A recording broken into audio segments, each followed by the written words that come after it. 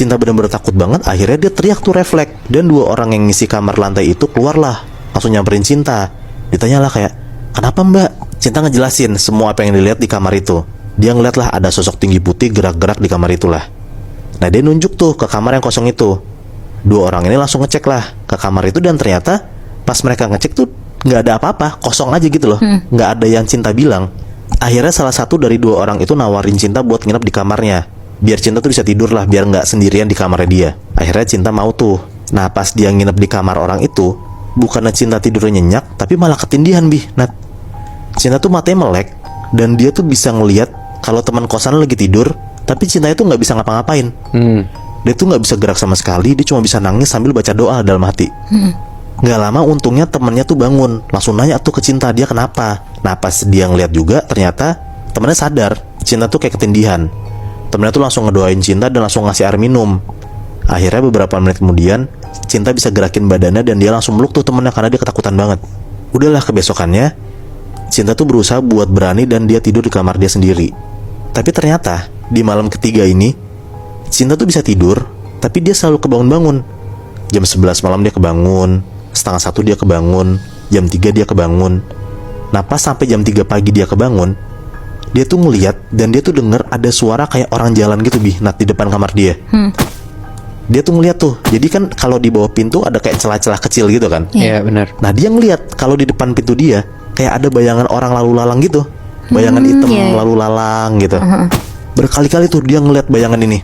Dia mau maksa buat tidur tapi dia takut merem. Tapi kalau dia nggak tidur, dia juga takut ngeliat itu.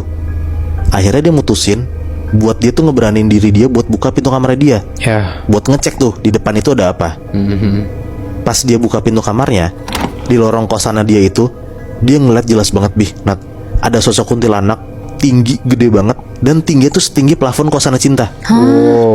Dia tuh ngeliat akhirnya jelas banget sosok ini nih, sosok penunggu kosan dia tuh kayak gitu depan mata kepala dia sendiri. Dia ngeliat. Dan Cinta percayalah akhirnya kalau kosan dia ini ternyata benar-benar berhantu dan angker banget, sama kayak apa yang temennya bilang. Berarti si kuntilanak ini emang penghuni kamar di atasnya kamar si Cinta, atau emang penghuni kosannya secara umum itu, Muy? Nah gue gak tahu ya karena pas gue baca di Twitter ini gak ada jelasnya kayak gimana.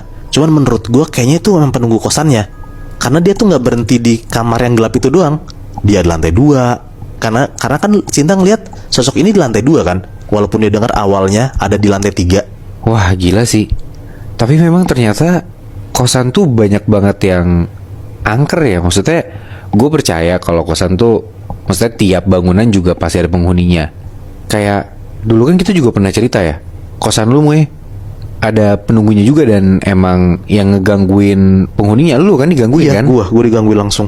Dan kayak cerita yang kita ceritain malam ini nih, di gua nih misalkan, yang cerita yang gue dapet di rumah mewah itu penghuninya tuh nenek-nenek ya. Sama kan kayak lu Nat, nenek-nenek juga kan. Bener. Lu Muy, penghuni kosannya yang lu dapet dari Twitter itu kuntilanak. Iya. Nah kalau lu yang dengerin, penunggu kosan lu siapa kira-kira?